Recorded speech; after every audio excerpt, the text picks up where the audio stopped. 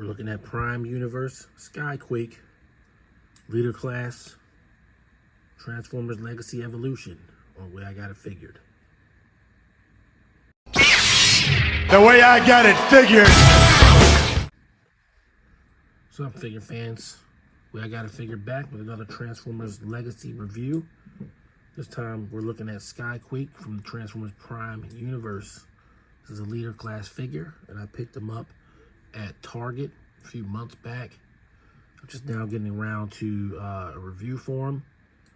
But now that I'm doing the stop motion segments in here, I wanted to get them up. Plus, Dreadwing has been spotted in the wild, and so, you know, definitely want to hurry up and get them up because there obviously will be a Dreadwing review somewhere in the near future. So we're going to do like we always do. We're going to look at the package, get them out, look at them in robot mode, look at them in vehicle mode, do some comparisons, and get out of here with some final thoughts. So starting with the packaging, we've got some nice artwork of Skyquake in both modes on the front. Being a Leader Class figure, he's completely plastic free. You don't get to see the figure till you open the box. On the side, you got, you know, your usual portrait, just larger, with Skyquake's vehicle mode and robot mode close-up face. And of course, you've got your Legacy poster on the side, your QR code, if you want to go ahead and scan that, and then your back package picture. So he transforms in 29 steps, has interactivity with Needle Nose, who I don't have, unfortunately, so I can't show that that interaction, but I will have him by the time I get a Dreadwing, so we'll show it in the next video. Evo Fusion is his Gatling gun. You can take his sword and stick it inside the Gatling gun for storage.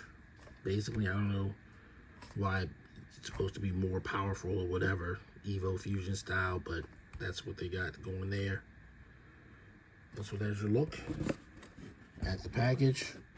Let's get Skyquake out and see what we got.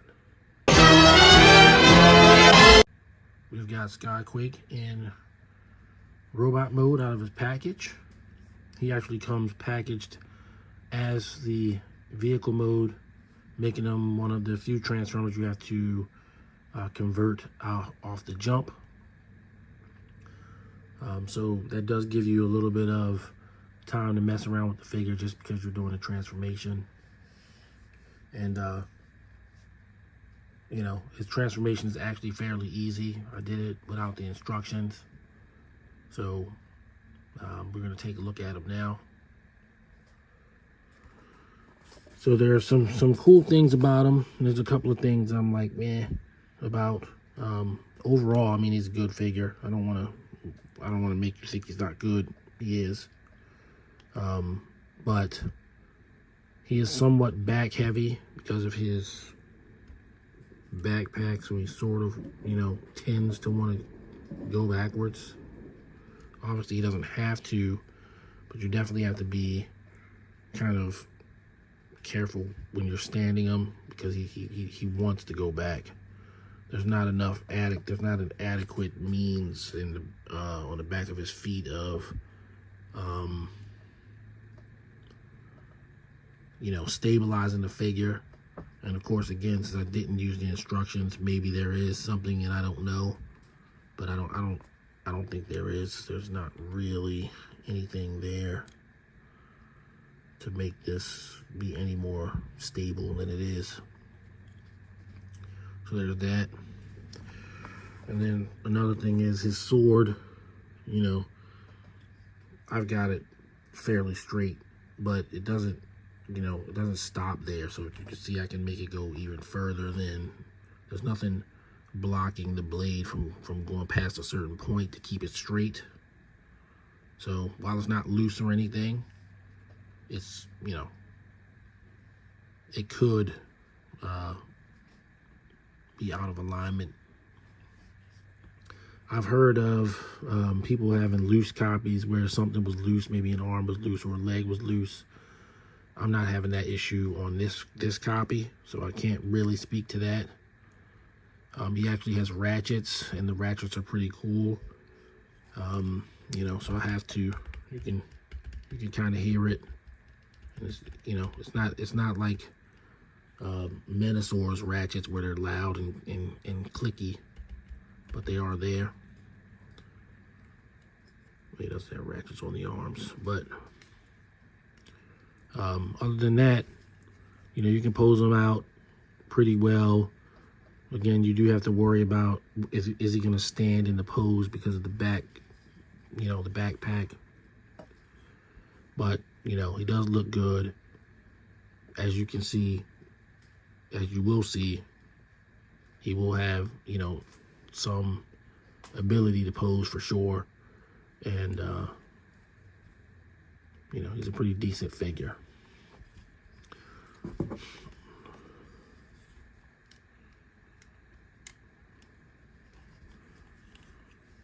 So if you didn't watch Transformers Prime, this guy was a Decepticon seeker, kind of a general for Megatron, and he was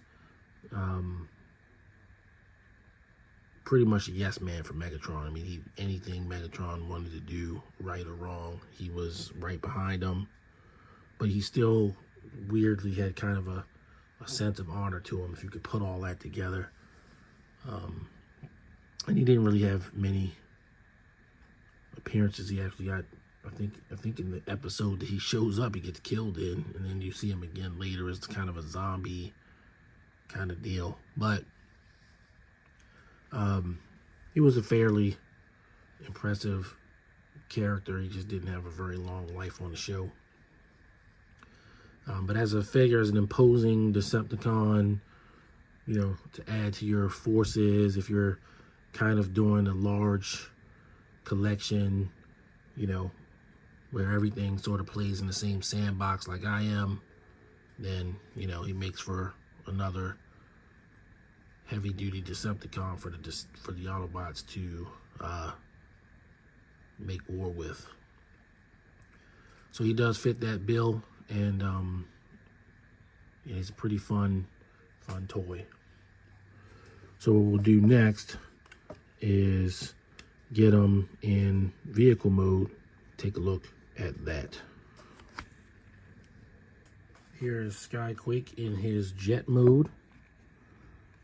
And as I said before, he comes in the package like that. I have him with his landing gear extended. So you have 3 little landing gear underneath. The wheels don't actually turn, but, you know, they're there for that. And, you know, that's kind of how that works. He's got several ports down here, so if you want to put some sort of weapon or missile or something like that, you can do that. But, you know, what probably makes the most sense is this port here. So in flight mode, you can attach the Gatling gun to his undercarriage and, you know, sort of fly him around like that.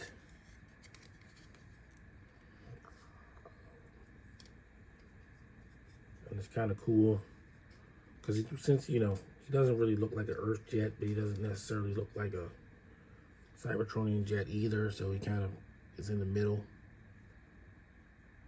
And obviously you have these 2 tabs here that Needle Nose would tab into, but I don't have a Needle Nose, so you can't do that just yet. I will definitely make sure to do it with the Dreadwing review whenever that happens. But yeah, not much to tell. Not too many play features, you know, in jet mode. But, you know, it looks like it's jet mode from the show. He's big, he's beefy, and it's pretty cool.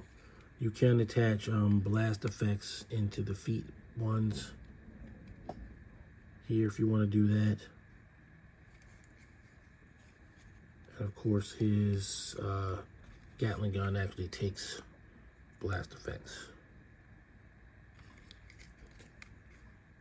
Got some ports here as well. Even I'm not really sure what you want to do with those, because in robot mode they're like sitting on the shoulder.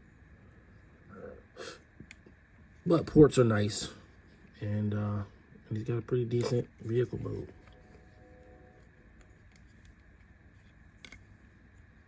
All right, so we'll get him back in robot mode and do some comparisons.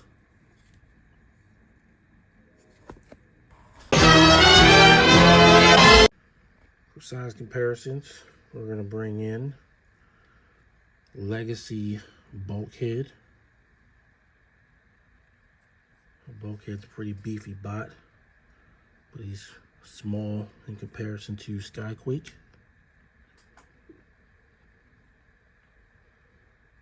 And then we'll bring in the two standard bearers.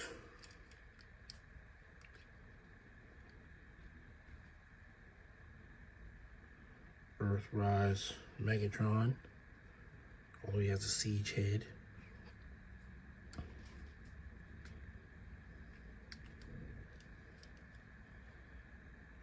Earthrise Prime.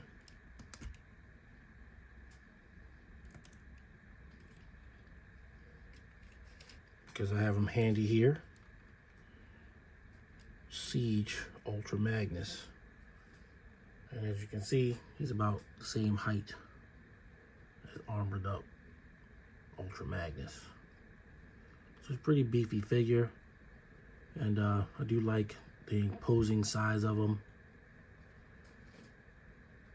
Very cool figure.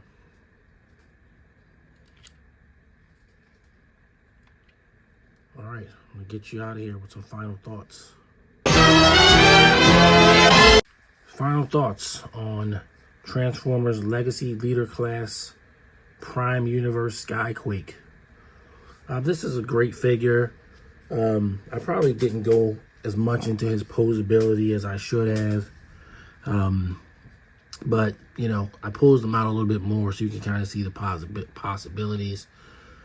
Because of how they constructed his arm and shoulder housing, he actually has kind of a butterfly joint so that he can hold his Gatling gun with two hands.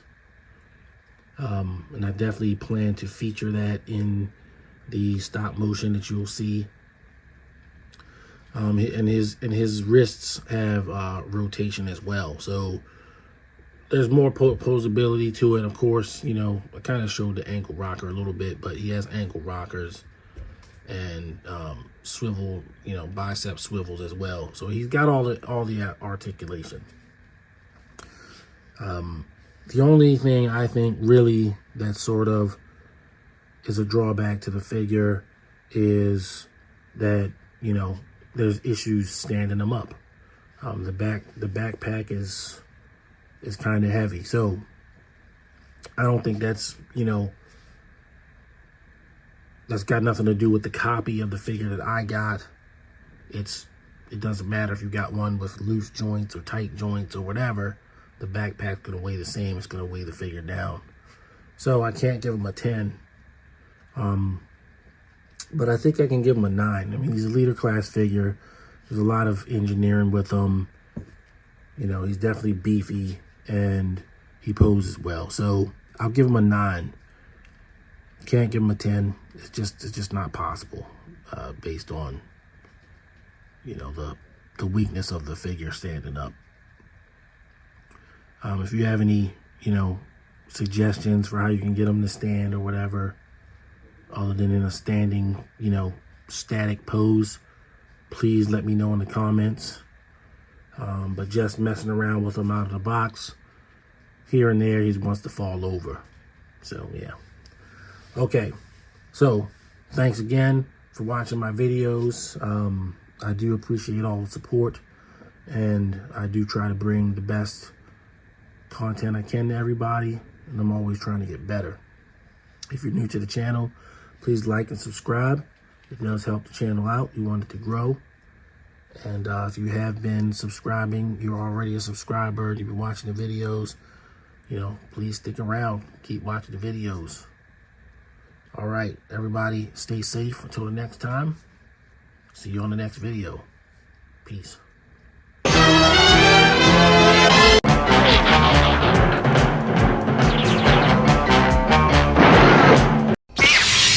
The way I got it figured.